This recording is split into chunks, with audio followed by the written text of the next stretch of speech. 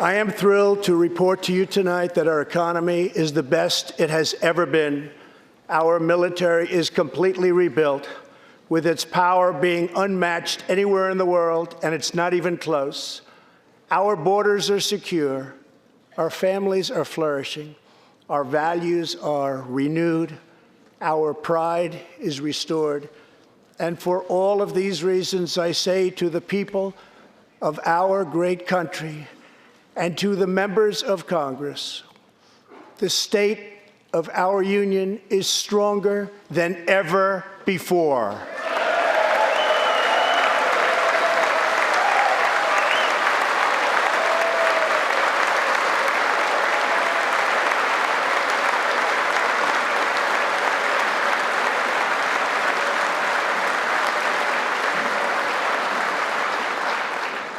The vision I will lay out this evening demonstrates how we are building the world's most prosperous and inclusive society, one where every citizen can join in America's unparalleled success, and where every community can take part in America's extraordinary rise. From the instant I took office, I moved rapidly to revive the U.S. economy, slashing a record number of job-killing regulations, enacting historic and record-setting tax cuts, and fighting for fair and reciprocal trade agreements.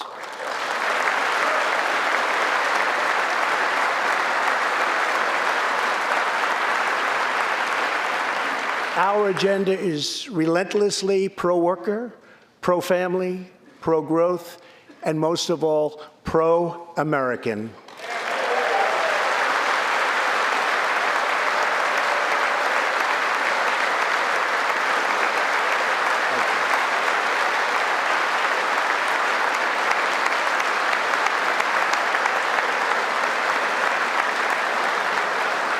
Thank you. We are advancing with unbridled optimism and lifting our citizens of every race, color, religion, and creed very, very high. Since my election, we have created 7 million new jobs, 5 million more than government experts projected during the previous administration.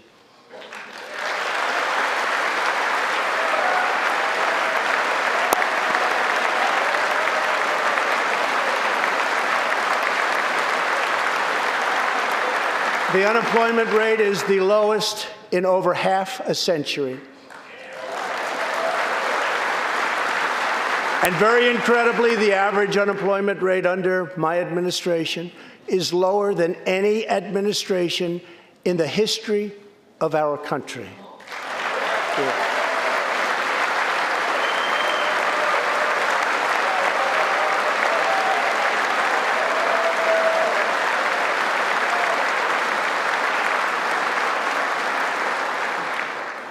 If we hadn't reversed the failed economic policies of the previous administration, the world would not now be witnessing this great economic success.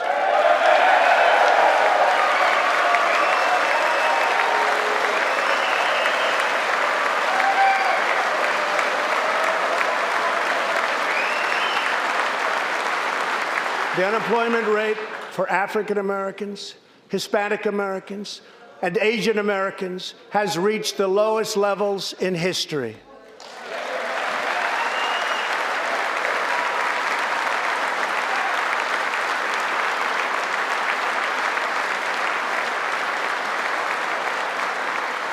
African American youth unemployment has reached an all-time low.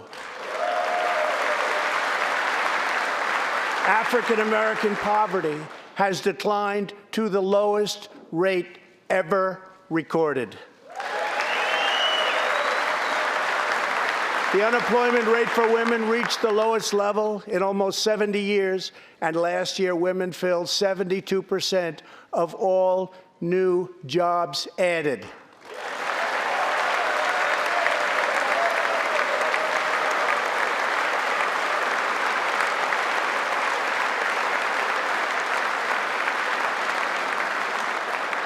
The veterans' unemployment rate dropped to a record low.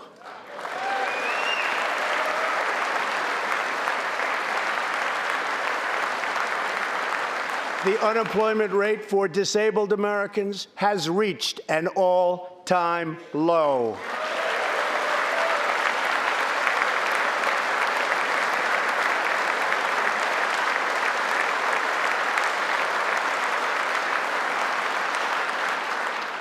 Workers without a high school diploma have achieved the lowest unemployment rate recorded in U.S. history.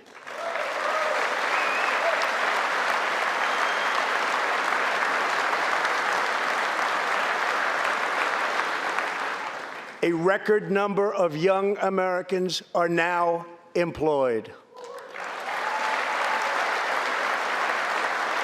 Under the last administration, more than 10 million people were added to the food stamp rolls. Under my administration, 7 million Americans have come off food stamps, and 10 million people have been lifted off of welfare.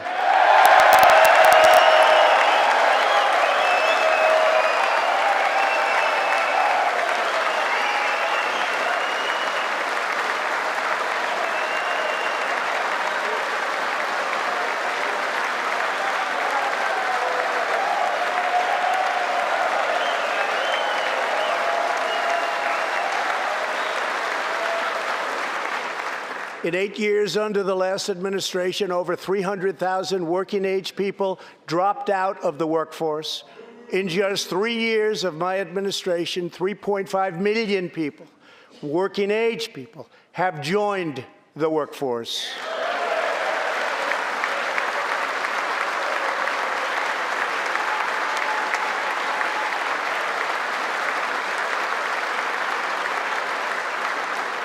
Since my election, the net worth of the bottom half of wage earners has increased by 47%, 3 times faster than the increase for the top 1%.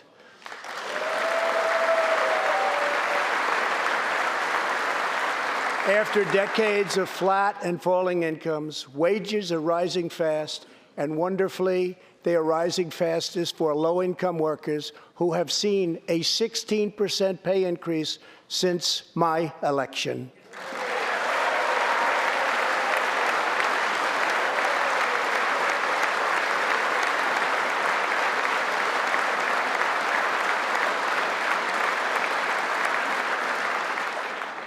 This is a blue-collar boom.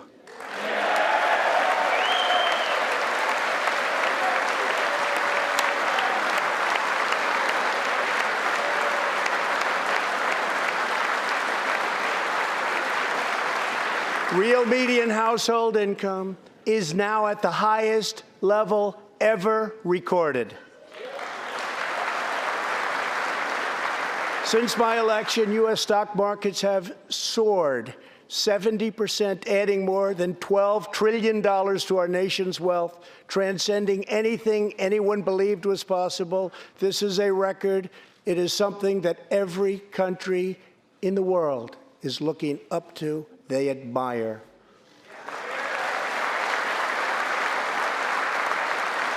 Consumer confidence has just reached amazing new highs. All of those millions of people with 401ks and pensions are doing far better than they have ever done before, with increases of 60, 70, 80, 90, and 100% and even more. Jobs and investments are pouring into 9,000 previously neglected neighborhoods, thanks to Opportunity Zones, a plan spearheaded by Senator Tim Scott as part of our great Republican tax cuts.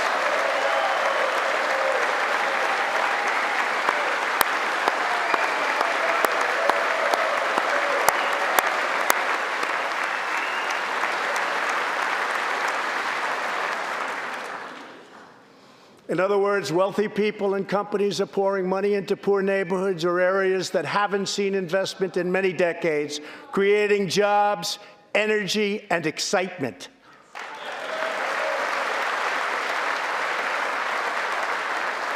This is the first time that these deserving communities have seen anything like this. It's all working. Opportunity Zones are helping Americans like Army veteran Tony Rankins from Cincinnati, Ohio. After struggling with drug addiction, Tony lost his job, his house, and his family. He was homeless. But then Tony found a construction company that invests in opportunity zones. He is now a top tradesman, drug-free, reunited with his family, and he is here tonight. Tony, keep up the great work, Tony.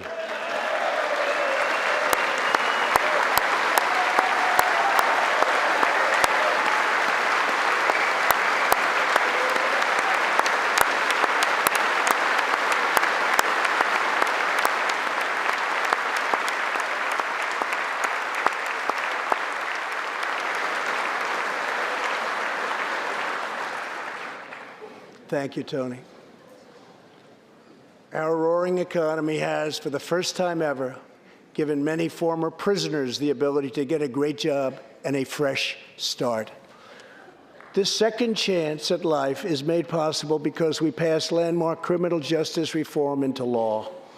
Everybody said that criminal justice reform couldn't be done, but I got it done, and the people in this room got it done.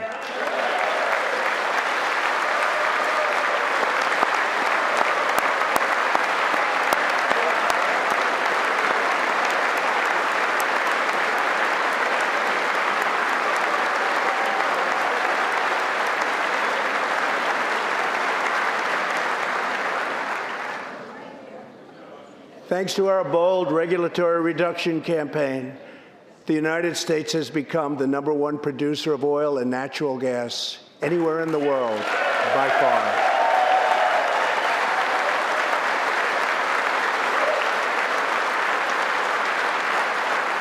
With the tremendous progress we have made over the past 3 years, America is now energy independent, and energy jobs, like so many other elements of our country, are at a record high.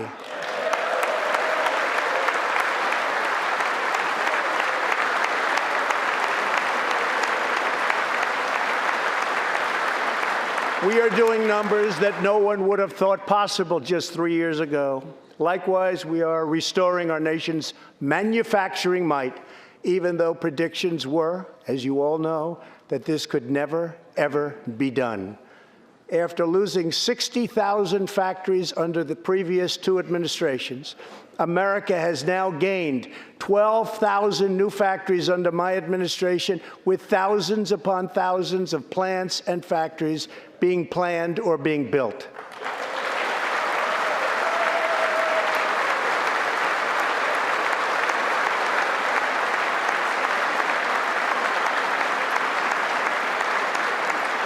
Companies are not leaving. They are coming back to the USA. The fact is that everybody wants to be where the action is, and the United States of America is indeed the place where the action is. One of the biggest promises I made to the American people was to replace the disastrous NAFTA trade deal.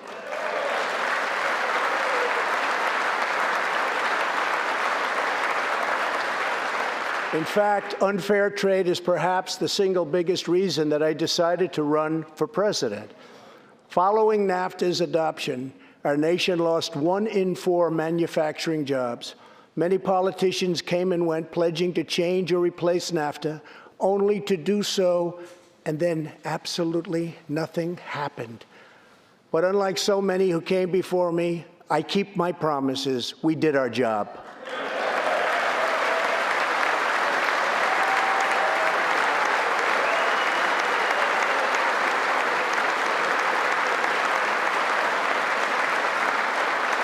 Six days ago, I replaced NAFTA and signed the brand-new U.S.-Mexico-Canada agreement into law. The USMCA will create nearly 100,000 new high-paying American auto jobs and massively boost exports for our farmers, ranchers, and factory workers.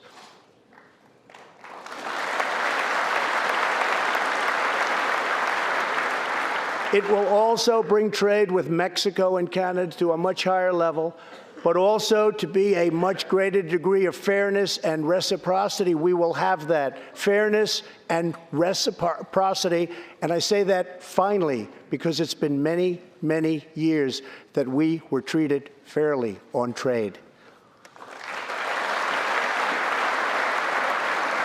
This is the first major trade deal in many years to earn the strong backing of America's labor unions. I also promised our citizens that I would impose tariffs to confront China's massive theft of America's jobs. Our strategy has worked. Days ago, we signed the groundbreaking new agreement with China that will defend our workers, protect our intellectual property, bring billions and billions of dollars into our treasury, and open vast new markets for products made and grown right here in the USA.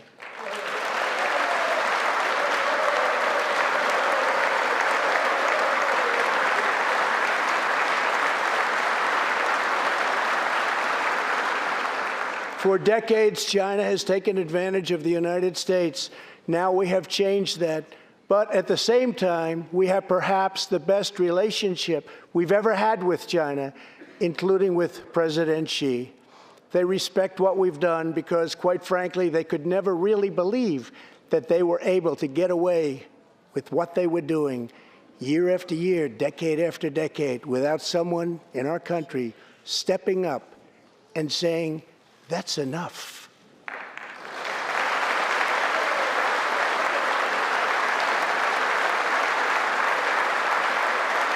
Now we want to rebuild our country, and that's exactly what we're doing. We are rebuilding our country.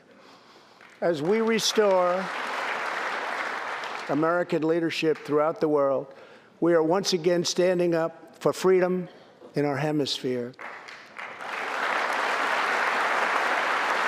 That's why my administration reversed the failing policies of the previous administration on Cuba.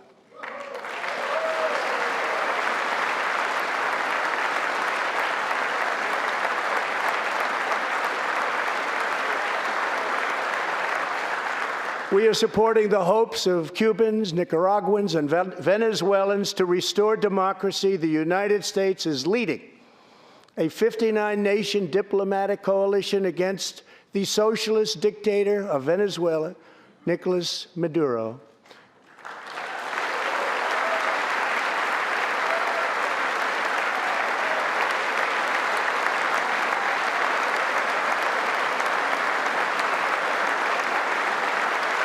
Maduro is an illegitimate ruler, a tyrant who brutalizes his people, but Maduro's grip on tyranny will be smashed and broken. Here this evening is a very brave man who carries with him the hopes, dreams, and aspirations of all Venezuelans. Joining us in the gallery is the true and legitimate president of Venezuela, Juan Guaido. Mr. President, please take this message back to your homeland.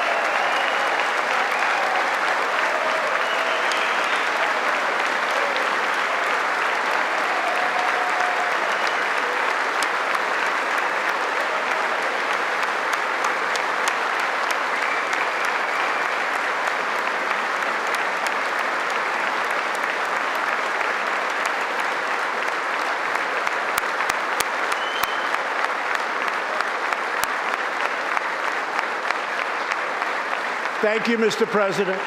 Great honor. Thank you very much. Please take this message back that all Americans are united with the Venezuelan people in their righteous struggle for freedom. Thank you very much, Mr. President.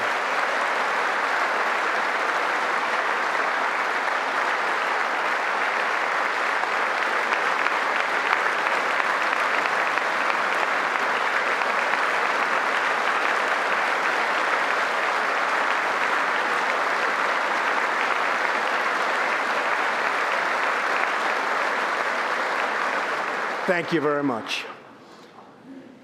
Socialism destroys nations, but always remember, freedom unifies the soul.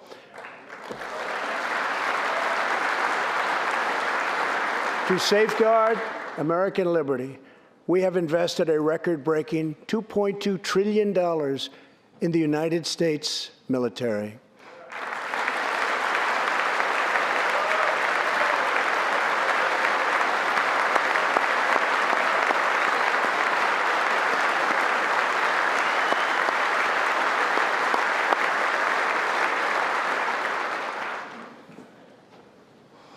We have purchased the finest planes, missiles, rockets, ships, and every other form of military equipment, and it's all made right here in the USA.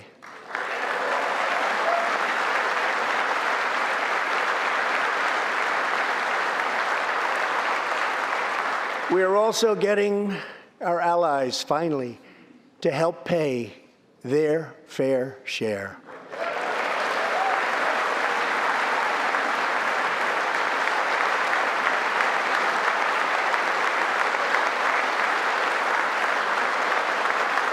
I have raised contributions from other NATO members by more than $400 billion, and the number of allies meeting their minimum obligations has more than doubled. And just weeks ago, for the first time since President Truman established the Air Force, more than 70 years earlier, we created a brand new branch of the United States Armed Forces. It's called the Space Force. Very important.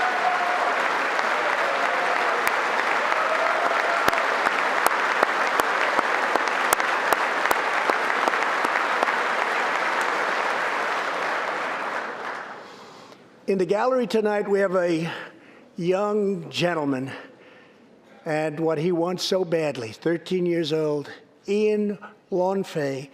He's an 8th grader from Arizona. Ian, please stand up. Ian has always dreamed of going to space. He was the first in his class and among the youngest at an aviation academy. He aspires to go to the Air Force Academy, and then he has his eye on the Space Force. As Ian says, most people look up at space. I want to look down on the world.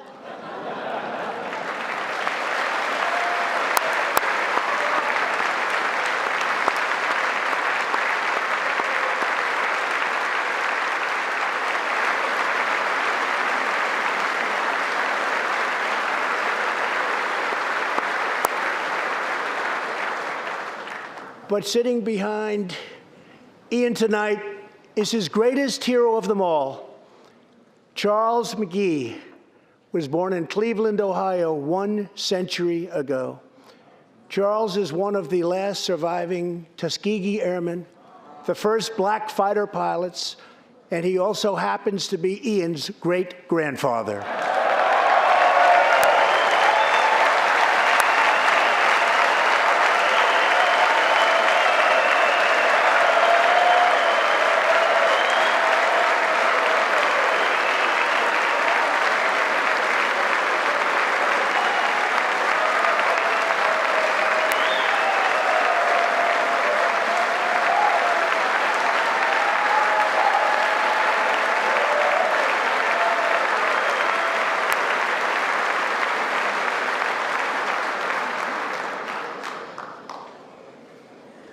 Incredible story.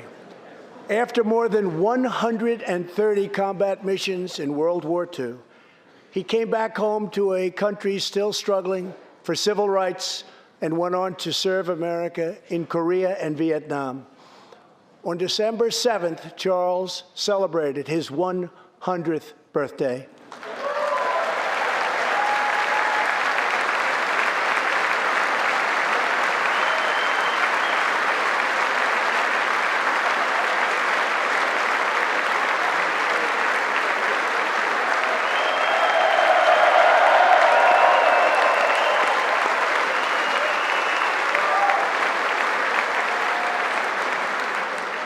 A few weeks ago, I signed a bill promoting Charles McGee to Brigadier General, and earlier today, I pinned the stars on his shoulders in the Oval Office. General McGee, our nation salutes you. Thank you, sir.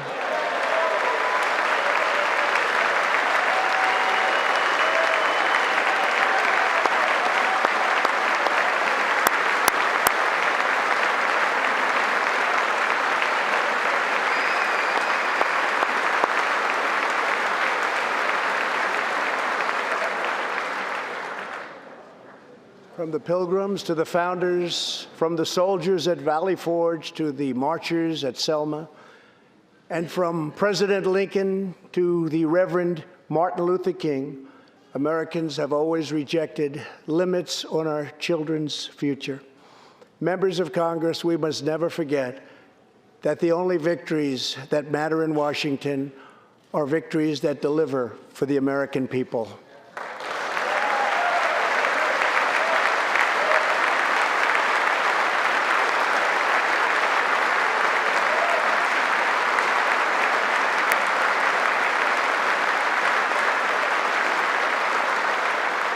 The people are the heart of our country. Their dreams are the soul of our country, and their love is what powers and sustains our country. We must always remember that our job is to put America first.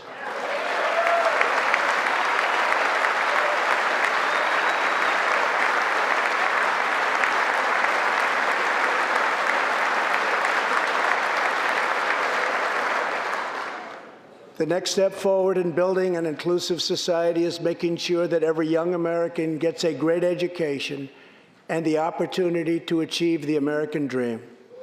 Yet for too long, countless American children have been trapped in failing government schools. To rescue these students, 18 states have created school choice in the form of opportunity scholarships. The programs are so popular that tens of thousands of students remain on a waiting list. One of those students is Janiyah Davis, a fourth grader from Philadelphia. Janiyah.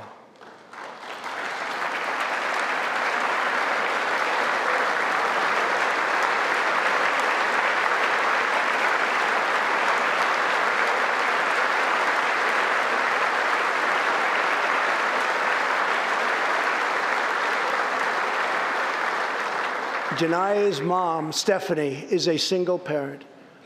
She would do anything to give her daughter a better future. But last year, that future was put further out of reach when Pennsylvania's governor vetoed legislation to expand school choice to 50,000 children. Janiyah and Stephanie are in the gallery. Stephanie, thank you so much for being here with your beautiful daughter. Thank you very much.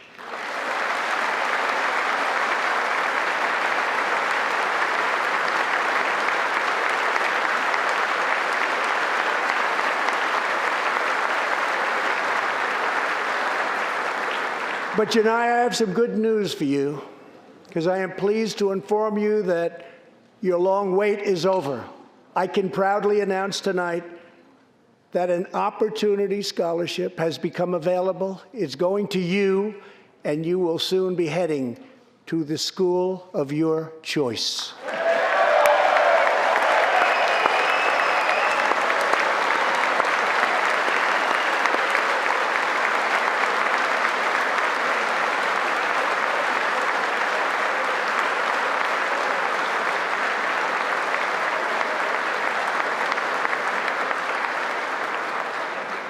Now I call on Congress to give 1 million American children the same opportunity Janiyah has just received.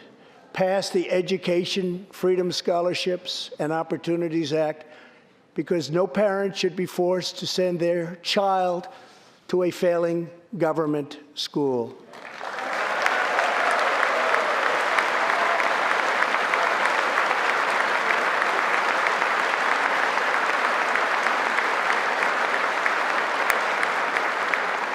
Every young person should have a safe and secure environment in which to learn and to grow.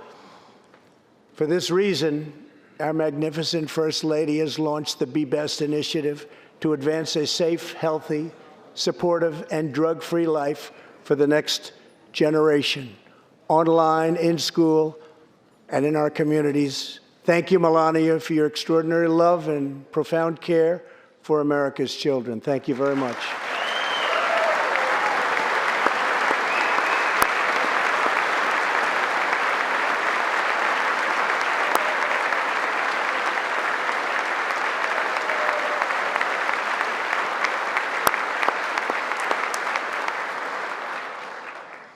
My administration is determined to give our citizens the opportunities they need, regardless of age or background.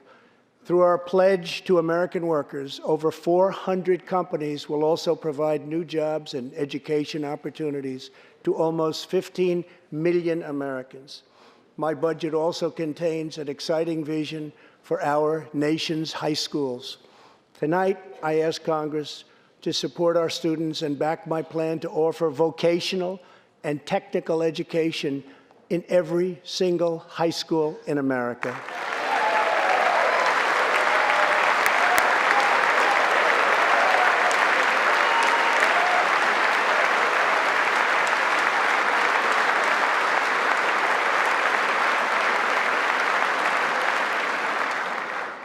To expand equal opportunity, I am also proud that we achieved record and permanent funding for our nation's historically black colleges and universities.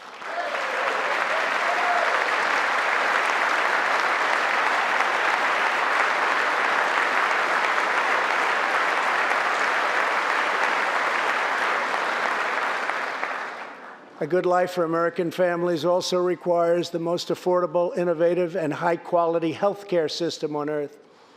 Before I took office, health insurance premiums had more than doubled in just 5 years. I moved quickly to provide affordable alternatives. Our new plans are up to 60% less expensive and better.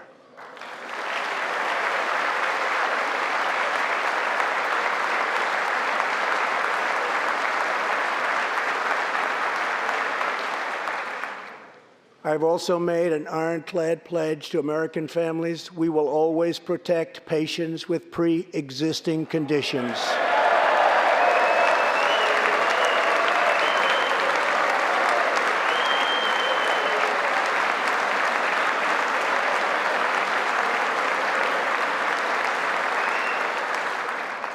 And we will always protect your Medicare, and we will always protect your Social Security, always.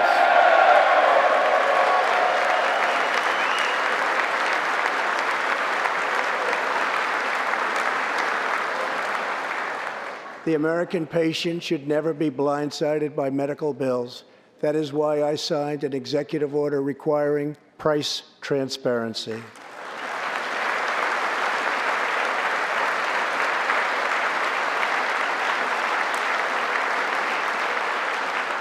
Many experts believe that transparency, which will go into full effect at the beginning of next year, will be even bigger than health care reform.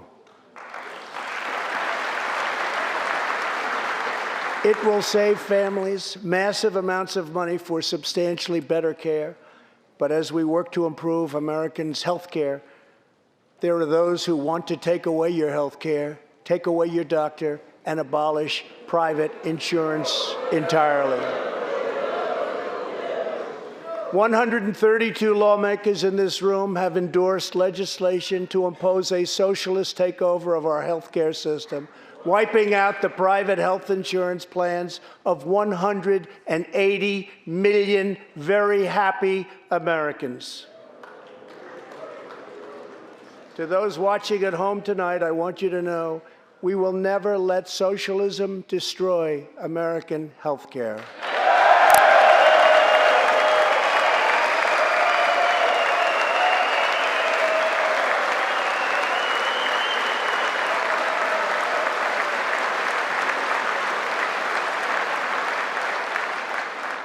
Over 130 legislators in this chamber have endorsed legislation that would bankrupt our nation by providing free taxpayer-funded health care to millions of illegal aliens, forcing taxpayers to subsidize free care for anyone in the world who unlawfully crosses our borders.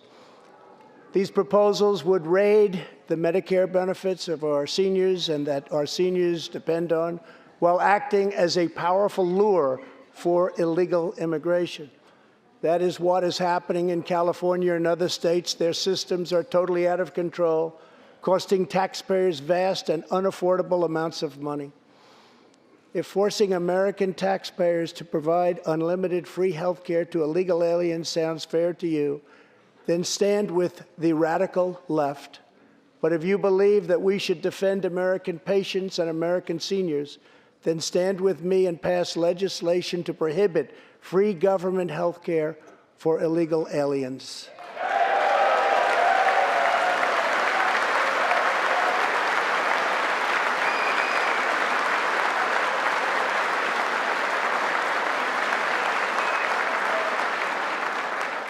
This will be a tremendous boon to our already very strongly guarded southern border, where, as we speak, a long, tall, and very powerful wall is being built.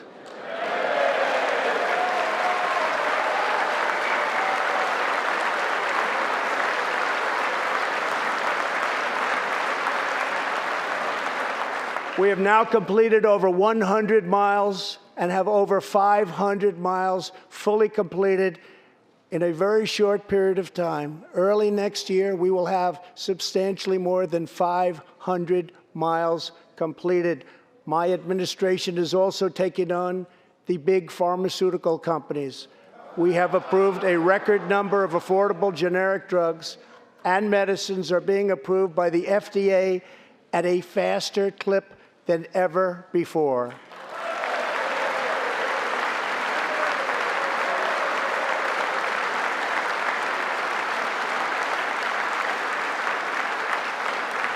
And I was pleased to announce last year that for the first time in 51 years, the cost of prescription drugs actually went down.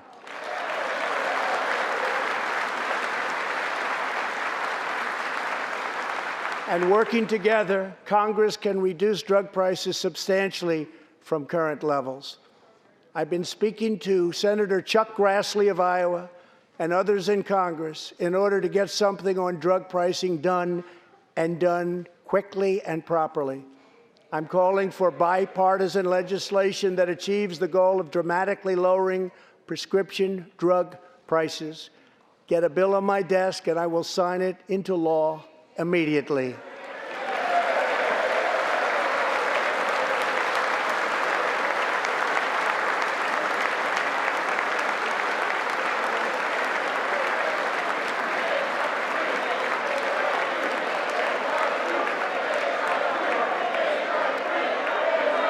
With unyielding commitment, we are curbing the opioid epidemic. Drug overdose deaths declined for the first time in nearly 30 years. Among the states hardest hit, Ohio is down 22%, Pennsylvania is down 18%, Wisconsin is down 10%, and we will not quit until we have beaten the opioid epidemic once and for all.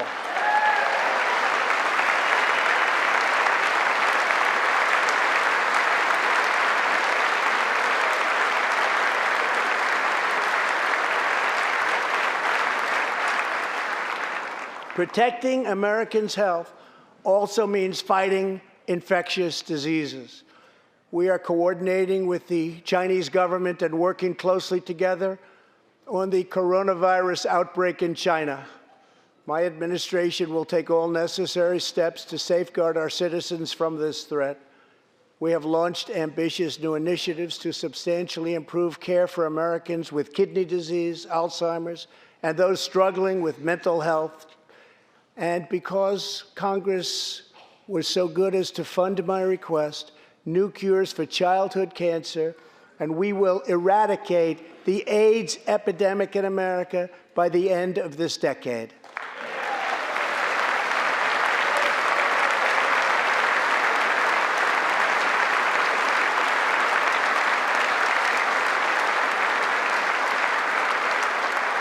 Almost every American family knows the pain when a loved one is diagnosed with a serious illness. Here tonight is a special man, beloved by millions of Americans, who just received a stage 4 advanced cancer diagnosis. This is not good news, but what is good news is that he is the greatest fighter and winner that you will ever meet. Rush Limbaugh, thank you for your decades of tireless devotion to our country.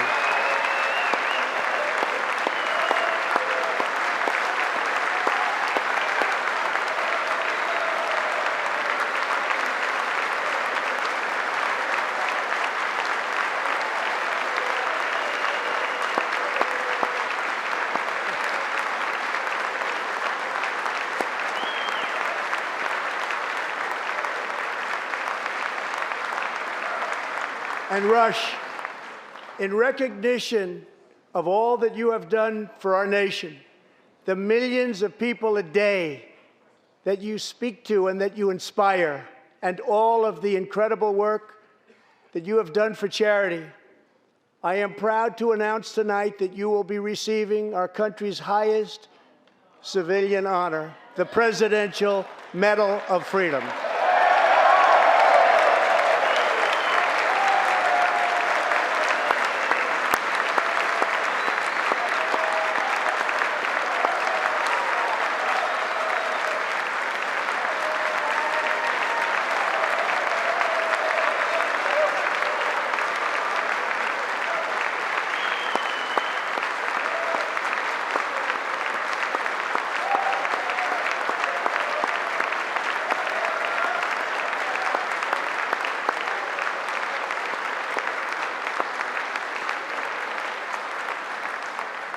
I will now ask the First Lady of the United States to present you with the honor, please.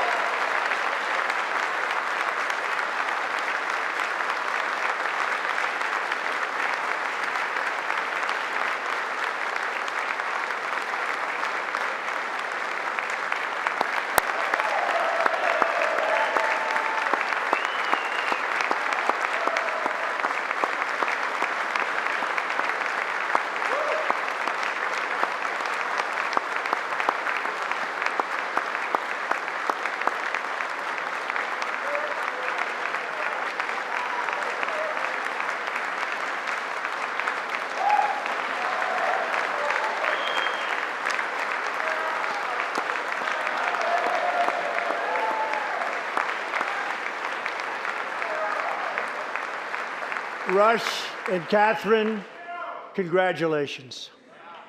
Thank you, Catherine. As we pray for all who are sick, we know that America is constantly achieving new medical breakthroughs. In 2017, doctors at St. Luke's Hospital in Kansas City delivered one of the earliest premature babies ever to survive. Born at just 21 weeks and 6 days and weighing less than a pound, Ellie Schneider was a born fighter. Through the skill of her doctors and the prayers of her parents, little Ellie kept on winning the battle of life. Today, Ellie is a strong, healthy 2-year-old girl sitting with her amazing mother, Robin.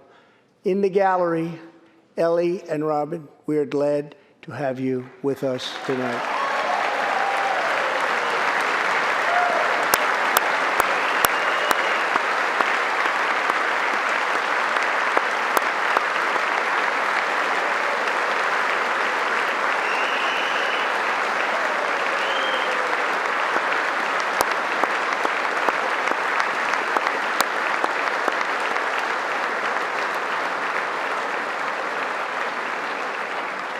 Ellie reminds us that every child is a miracle of life. And thanks to modern medical wonders, 50% of very premature babies delivered at the hospital where Ellie was born now survive. It's an incredible thing. Thank you very much. Our goal should be to ensure that every baby has the best chance to thrive and grow just like Ellie. That is why I'm asking Congress to provide an additional $50 million to fund neonatal research for America's youngest patients.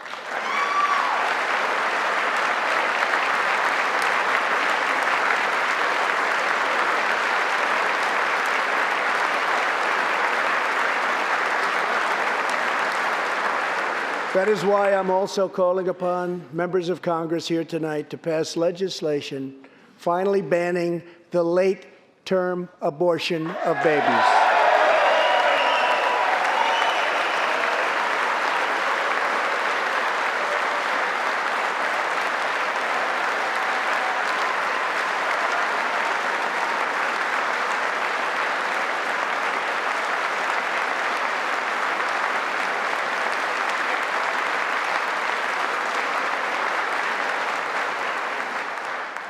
Whether we are Republican, Democrat, or Independent, surely we must all agree that every human life is a sacred gift from God. As we support America's moms and dads, I was recently proud to sign the law providing new parents in the federal workforce paid family leave, serving as a model for the rest of the country.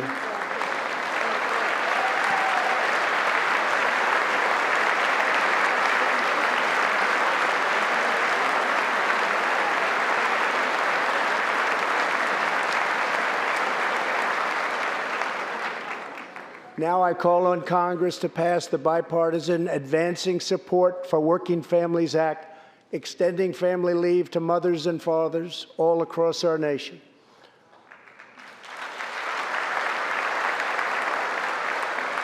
$40 million American families have an average $2,200 extra thanks to our child tax credit.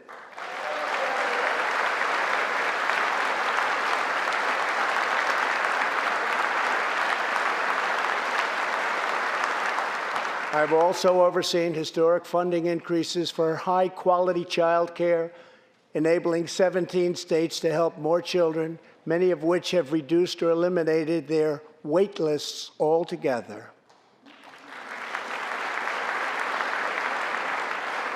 And I sent Congress a plan with a vision to further expand access to high-quality child care and urge you to act immediately. To protect the environment, days ago, I announced that the United States will join the 1 Trillion Trees Initiative, an ambitious effort to bring together government and private sector to plant new trees in America and all around the world.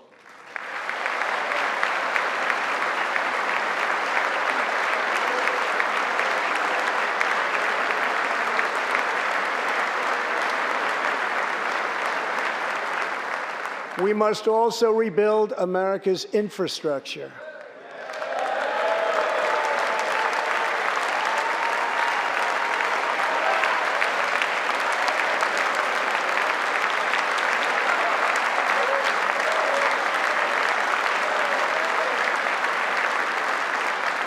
I ask you to pass Senator John Barrasso's highway bill to invest in new roads, bridges, and tunnels all across our land. I'm also committed to ensuring that every citizen can have access to high-speed internet, including and especially in rural America.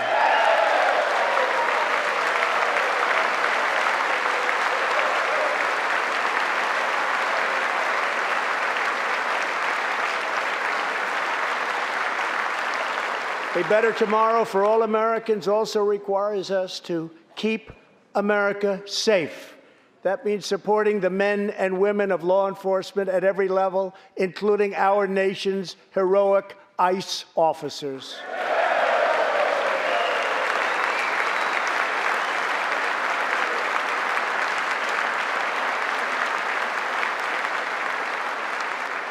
Last year, our brave ICE officers arrested more than 120,000 criminal aliens charged with nearly 10,000 burglaries, 5,000 sexual assaults, 45,000 violent assaults, and 2,000 murders. Tragically, there are many cities in America where radical politicians have chosen to provide sanctuary for these criminal illegal aliens. In sanctuary cities, local officials order police to release dangerous criminal aliens to prey upon the public instead of handing them over to ICE to be safely removed. Just 29 days ago, a criminal alien freed by the sanctuary city of New York was charged with the brutal rape and murder of a 92-year-old woman. The killer had been previously arrested for assault, but under New York sanctuary policies, he was set free. If the city had honored ICE's detainer request, his victim would still be alive today. The state of California passed an outrageous law declaring their whole state to be a sanctuary for criminal, illegal immigrants, a very terrible sanctuary with catastrophic results. Here is just one tragic example. In December 2018, California police detained an illegal alien with 5 prior arrests, including convictions for robbery and assault. But as required by California's sanctuary law, local authorities released him. Days later, the criminal alien went on a gruesome spree of deadly violence. He viciously shot one man going about his daily work. He approached a woman sitting in her car and shot her in the arm and in the chest. He walked into a convenience store and wildly fired his weapon. He hijacked a truck and smashed into vehicles, critically injuring innocent victims. One of the victims is a terrible, terrible situation. Died, 51-year-old American named Rocky Jones. Rocky was at a gas station when this vile criminal fired 8 bullets at him from close range, murdering him in cold blood. Rocky left behind a devoted family, including his brothers, who loved him more than anything else in the world. One of his grieving brothers is here with us tonight. Jody, would you please stand? Jody, thank you.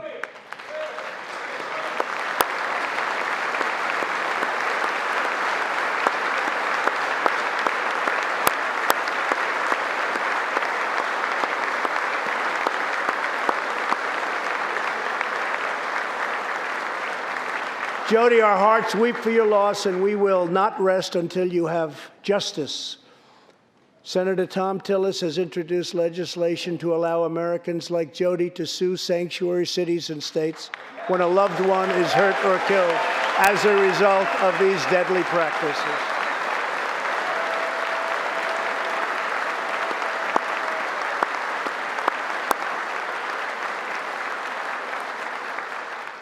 I ask Congress to pass the Justice for Victims of Sanctuary Cities Act immediately. The United States of America should be a sanctuary for law-abiding Americans, not criminal aliens.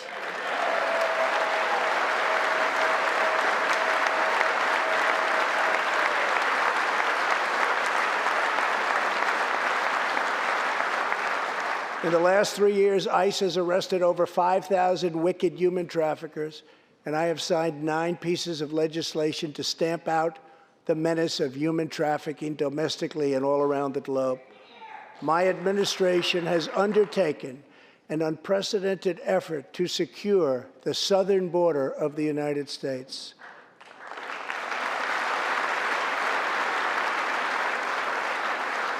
Before I came into office, if you showed up illegally on our southern border and were arrested, you were simply released and allowed into our country, never to be seen again.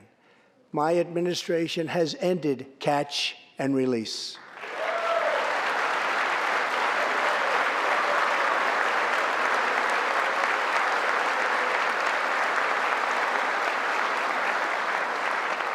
If you come illegally, you will now be promptly removed from our country.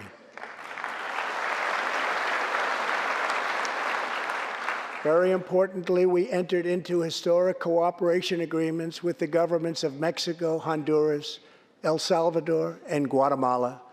As a result of our unprecedented efforts, illegal crossings are down 75% since May, dropping 8 straight months in a row.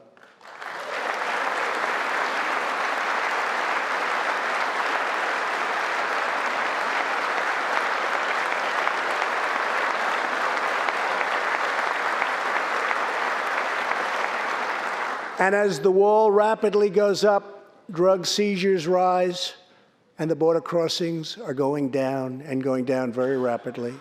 Last year, I traveled to the border in Texas, and met Chief Patrol Agent Raul Ortiz. Over the last 24 months, Agent Ortiz and his team have seized more than 200,000 pounds of poisonous narcotics, arrested more than 3,000 human smugglers, and rescued more than 2,000 migrants. Days ago, Agent Ortiz was promoted to Deputy Chief of Border Patrol, and he joins us tonight. Chief Ortiz, please stand.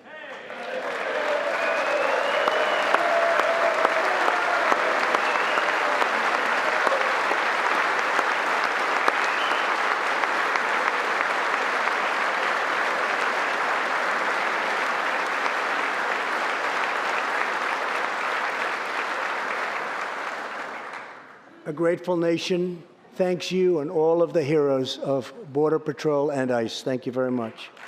Thank you.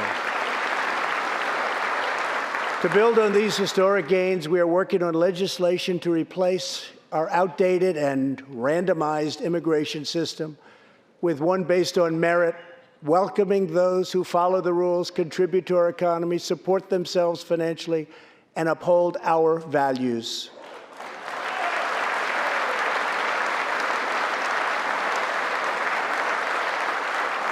With every action, my administration is restoring the rule of law and reasserting the culture of American freedom.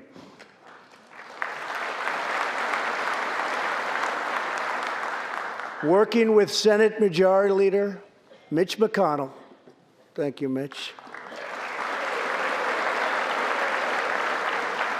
and his colleagues in the Senate, we have confirmed a record number of 187 new federal judges to uphold our Constitution as written. This includes two brilliant new Supreme Court justices, Neil Gorsuch and Brett Kavanaugh. Thank you.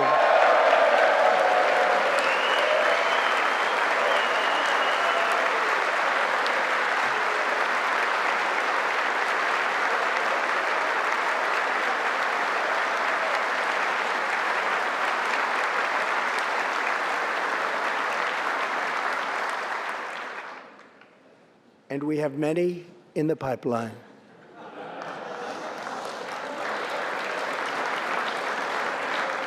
My administration is also defending religious liberty, and that includes the constitutional right to pray in public schools.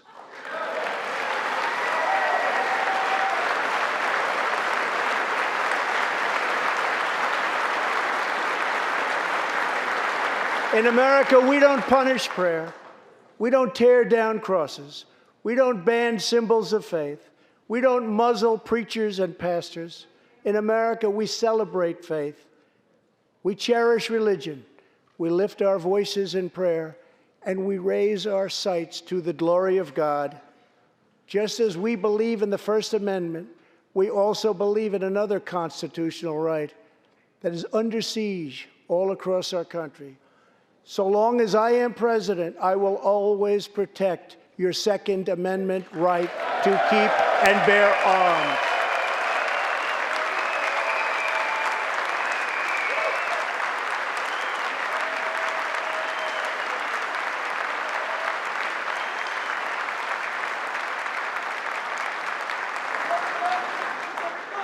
In reaffirming our heritage as a free nation, we must remember that America has always been a frontier nation. Now we must embrace the next frontier, America's manifest destiny in the stars. I am asking Congress to fully fund the Artemis program to ensure that the next man and the first woman on the moon will be American astronauts, using this as a launching pad to ensure that America is the first nation to plant its flag on Mars.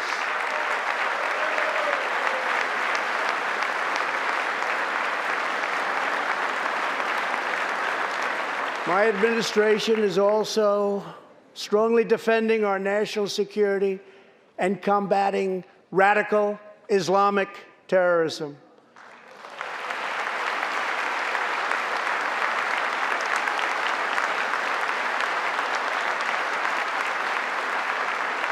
Last week, I announced a groundbreaking plan for peace between Israel and the Palestinians. Recognizing that all past attempts have failed, we must be determined and creative in order to stabilize the region and give millions of young people the chance to realize a better future. 3 years ago, the barbarians of ISIS held over 20,000 square miles of territory in Iraq and Syria. Today, the ISIS territorial caliphate has been 100% destroyed, and the founder and leader of ISIS, the bloodthirsty killer known as al-Baghdadi, is dead.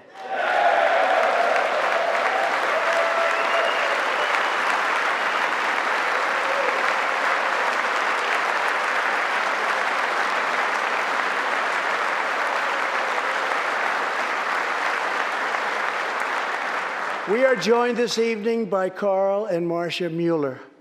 After graduating from college, their beautiful daughter, Carla, became a humanitarian aid worker. She once wrote, "Some people find God in church, some people find God in nature, some people find God in love. I find God in suffering. I've known for some time what my life's work is, using my hands as tools to relieve suffering." In 2013, while caring for suffering civilians in Syria, Kayla was kidnapped, tortured, and enslaved by ISIS and kept as a prisoner of al-Baghdadi himself. After more than 500 horrifying days of captivity, al-Baghdadi murdered young, beautiful Kayla. She was just 26 years old. On the night that U.S. Special Forces operations ended al-Baghdadi's miserable life, the chairman of the Joint Chiefs of Staff, General Mark Milley, received a call in the Situation Room.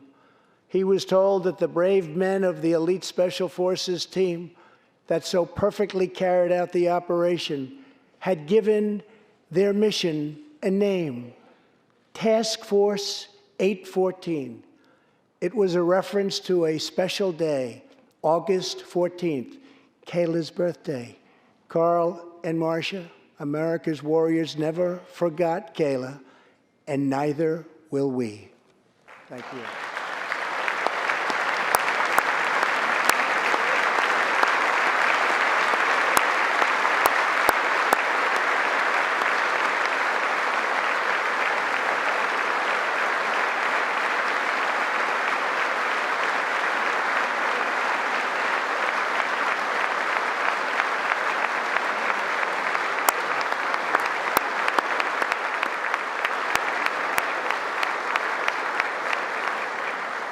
Every day, America's men and women in uniform demonstrate the infinite depth of love that dwells in the human heart.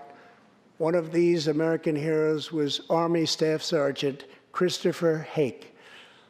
On his second deployment to Iraq in 2008, Sergeant Hake wrote a letter to his one-year-old son, Gage. "I will be with you again," he wrote to Gage.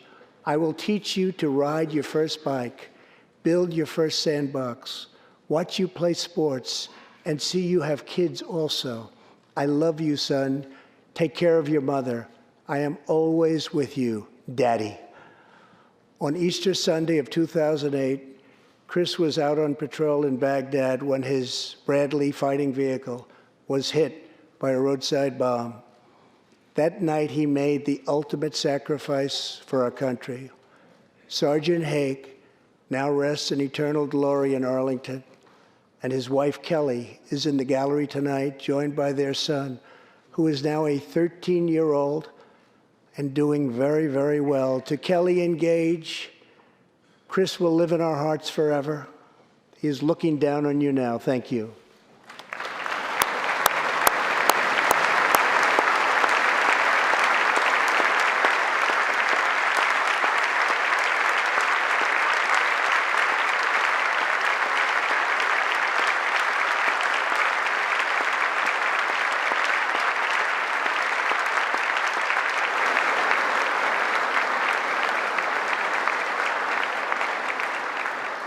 Thank you very much. Thank you both very much.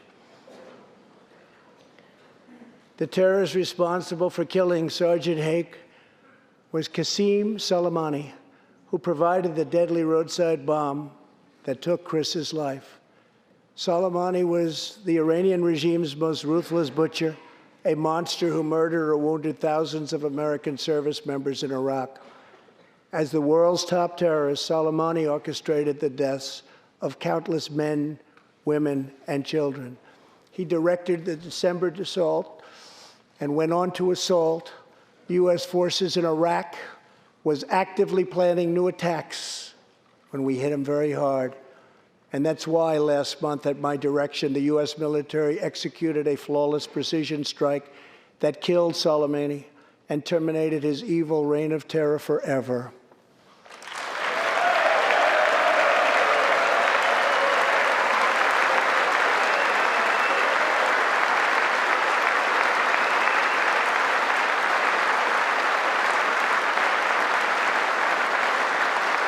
Our message to the terrorists is clear. You will never escape American justice. If you attack our citizens, you forfeit your life.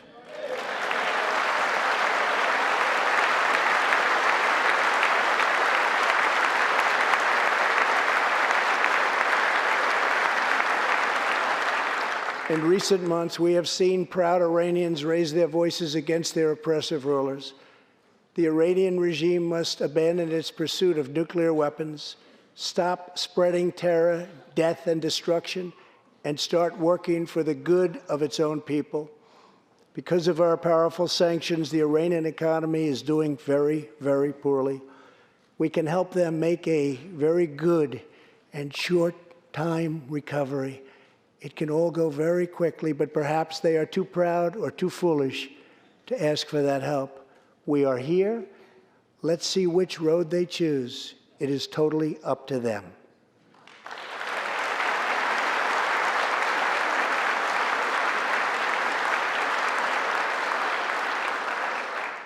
As we defend American lives, we are working to end America's wars in the Middle East. In Afghanistan, the determination and valor of our warfighters has allowed us to make tremendous progress, and peace talks are now underway.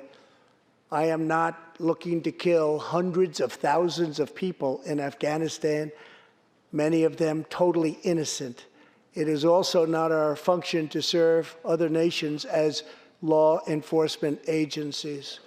These are warfighters that we have, the best in the world, and they either want to fight to win or not fight at all.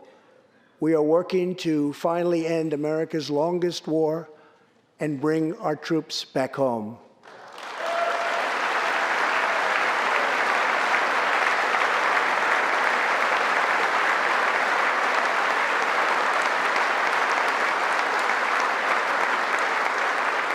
War places a heavy burden on our nation's extraordinary military families, especially spouses like Amy Williams from Fort Bragg, North Carolina, and her two children, 6-year-old Eliana and 3-year-old Rowan. Amy works full-time and volunteers countless hours helping other military families. For the past 7 months, she has done it all while her husband, Sergeant First Class Townsend Williams, is in Afghanistan on his 4th deployment in the Middle East. Amy's kids haven't seen their father's face in many months. Amy, your family's sacrifice makes it possible for all of our families to live in safety and in peace, and we want to thank you. Thank you, Amy.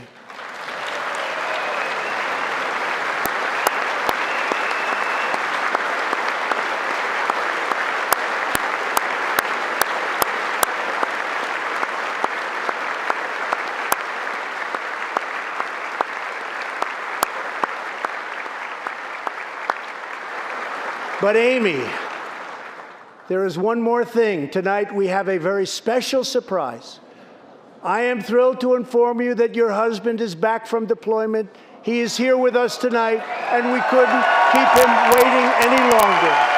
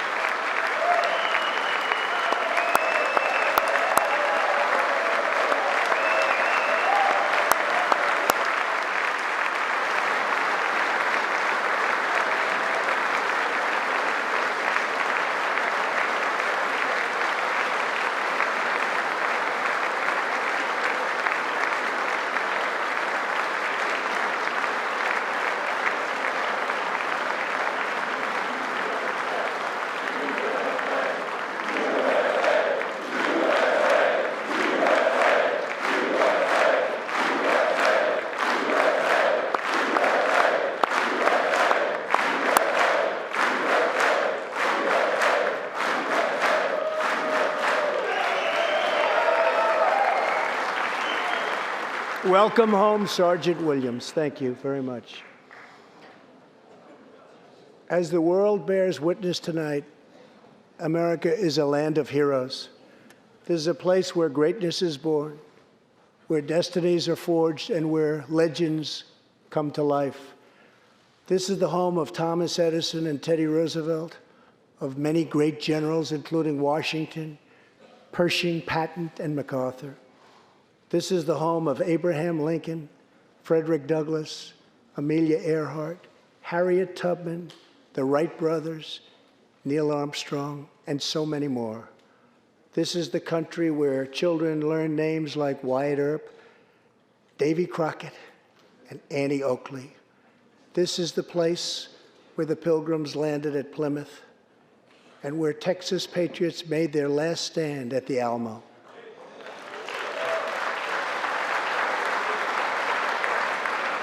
The beautiful, beautiful Alamo.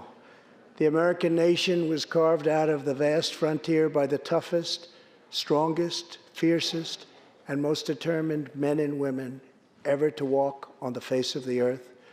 Our ancestors braved the unknown, tamed the wilderness, settled the Wild West, lifted millions from poverty, disease, and hunger, vanquished tyranny and fascism, ushered the world to new heights of science and medicine, laid down the railroads, dug out the canals, raised up the skyscrapers, and ladies and gentlemen, our ancestors built the most exceptional republic ever to exist in all of human history, and we are making it greater than ever before.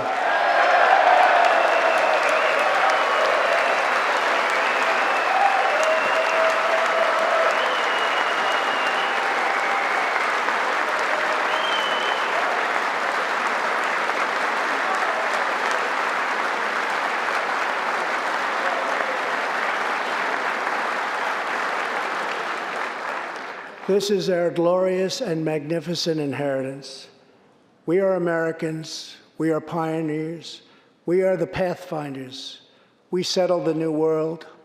We built the modern world. And we changed history forever by embracing the eternal truth that everyone is made equal by the hand of Almighty God.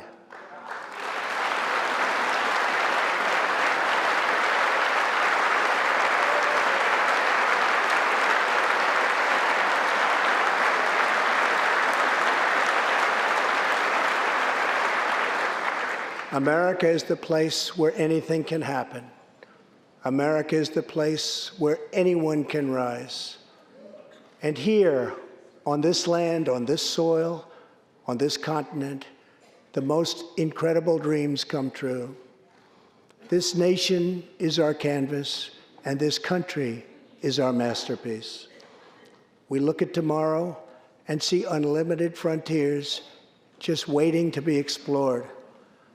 Our brightest discoveries are not yet known. Our most thrilling stories are not yet told.